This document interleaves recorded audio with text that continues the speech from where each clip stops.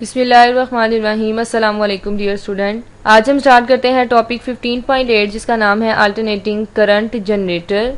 ये बहुत important long question है और ये पेपर में किस तरह से पूछा जाता है। Describe the principle construction and working of an alternating current generator. और ये इस तरह से भी पूछा जा सकता है what is AC generator. AC mean alternating current. तो इसे हम डिटेल से डिस्कस करते हैं। फिगर 15.4 इसमें ड्रा करेंगे। इसकी डेफिनेशन है a current generate is a device that converts mechanical energy into electrical energy. ये एक ऐसी डिवाइस है जो कन्वर्ट करती है मैकेनिकल एनर्जी को इलेक्ट्रिकल एनर्जी में। प्रिंसिपल है the principle of an electric generator is based on Faraday's law of electromagnetic induction. इसमें से एमसीक्यूज पूछा जा सकता है।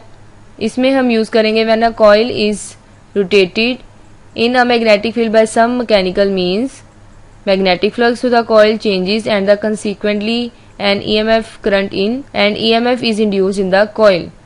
If the generator is connected to an external circuit, इसमें जनरेटर को हम एक्सटर्नल सर्किट के साथ कनेक्ट करेंगे। उसके बाद an electric current is the output of the generator। यहाँ तक इस पैराग्राफ को कंप्लीट करेंगे। उसके बाद है to calculate the induced EMF in the loop, consider its position while it is rotating anti-clockwise. The figure shows that top view of the coil, the vertical side AB of the loops is moving with velocity v and the magnetic field B. जो vertical side AB है वो move करेगी velocity v और magnetic field B के साथ। If the angle between V and B is theta, the motional EMF induced in the side AB has the magnitude। तो ये equal आएगी EAB is equal to VBL sine theta, जो कि हम अपने last topic में पढ़ चुके हैं। उसके बाद है ECD पे है VBL sine theta. The net contribution to EMF sides BC and DA is 0। इस लाइन में से MCQs पूछा जा सकता है कि जो नेट कंट्रीब्यूशन है साइड BC और DA की साइड पे वो 0 है because the force acting on the charges in side BC and DA not along the wire. उसके मुताबिक EBC is equal to EDA is equal to 0 since both the EMFs in the sides AB and CD drive current in the same direction around the loop, the total EMF in the loop is। उसके बाद है EAB plus ECD। जो current है वो AB और CD की side पे है। इस वजह से हम इस इक्वेशन को लिखेंगे E is equal to EAB plus ECD। इसकी जगह पे इसकी वैल्यूज पुट करेंगे। E is equal to VBL sin theta plus VBL sin theta, दोनों को प्लस करेंगे तो इक्वल आएगा E is equal to 2VBL sin theta। If the loop is replaced by a coil of n turns, the total EMF in the coil is E is equal to 2NVBL sin theta। The linear speed V of the vertical wire is related to an angular speed। Angular speed को denote करेंगे omega के साथ। उसके मुताबिक जो velocity जो speed है वो इक्वल है V is equal to omega R। इसमें R distance of the vertical wires है from the centre of coil. इस इक्वेशन को सब्सटीट्यूट करेंगे। उसके बाद है is equal to E naught sine omega T. Current की वैल्यू फाइंड आउट करेंगे तो वो इक्वल है E डिवाइडेड बाय R। अब इस E की जगह पे इसकी वैल्यू पुट करेंगे और इक्वल आएगा E naught sine omega t divided by R। उसके बाद है E naught divided by R sine omega t. जो करंट की वैल्यू है वो इक्वल आएगी I is equal to I naught sine omega t. इसमें जो आई नॉट है वो मैक्सिमम करंट है। इसमें से भी एमसीक्यूज पूछा जा सकता है कि आई नॉट मैक्सिमम करंट है या मिनिमम करंट है। Omega is equal to pi F, E is equal to E minus E naught sine 2 pi F T और आई जो करंट है वो इक्वल है I naught sine 2 pi F T. इन दोनों इक्वेशंस में से भी एमसीक्यूज पूछे जा सकते हैं। इस पेज में से जो क्वेश्चन पूछा जा सकता है वो है graphical representation of variation of current as a function of theta. तो उसके साथ हम फिगर 15.6 ड्रा करेंगे। ये पैराग्राफ इस लॉन्ग क्वेश्चन में कंप्लीट करेंगे।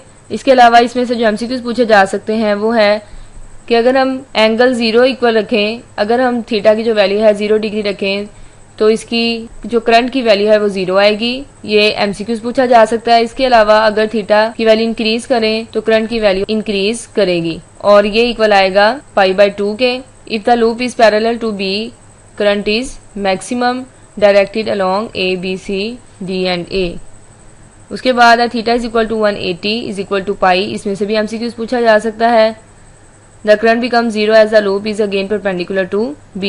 For 180 is less than theta is less than 270 degree, current increases but reverse its direction as is clear from the figure. Current is not directed along DCDAD at theta is equal to 270 degree is equal to 3 pi by 2 radian.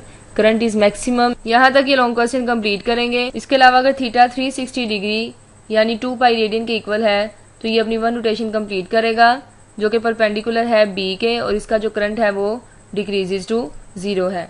Example number 15.6 इसकी statement है N alternating current generator operating eight 50 hertz has a coil of 200 tons. The coil has an area of 120 centimeter. What should be the magnetic field in which the coil rotates in order to produce an EMF maximum value of 240 volts? इसका solution हम complete करेंगे। हमारा next topic है 15.9 जिसका नाम है DC generator. ये long question में किस तरह से पूछा जा सकता है, what is DC generator, describe its construction and working. DC का मतलब है अल्टरनेटिंग करंट। अल्टरनेटिंग करंट के बारे में हम पहले पढ़ चुके हैं। अब हम पढ़ेंगे डीसी के बारे में जिसका मतलब है डायरेक्ट करंट। तो इस लाइन में से एमसीक्यूज पूछा जा सकता है। Alternating current generators are not suitable for many applications, for example to run our DC motor. जो अल्टरनेटिव करंट है ये बहुत सारी एप्लीकेशंस के लिए सूटेबल नहीं है। फॉर एग्जांपल जब हम डायरेक्ट करंट डीसी मोटर की बात करते हैं, इन 1834 William sturgeon invented a simple device called commutator. ये एमसीक्यूज पूछा जा सकता है that prevents the direction of current from changing. The DC generator is similar to the AC generator in construction with the difference that slip rings are replaced by split rings. The split rings are two halves of a ring that act as a commutator. इसमें हम use करेंगे split rings जिस तरह से हमने commutator की बात की है जैसा कि इस फिगर 15.7 में दिखाया गया है।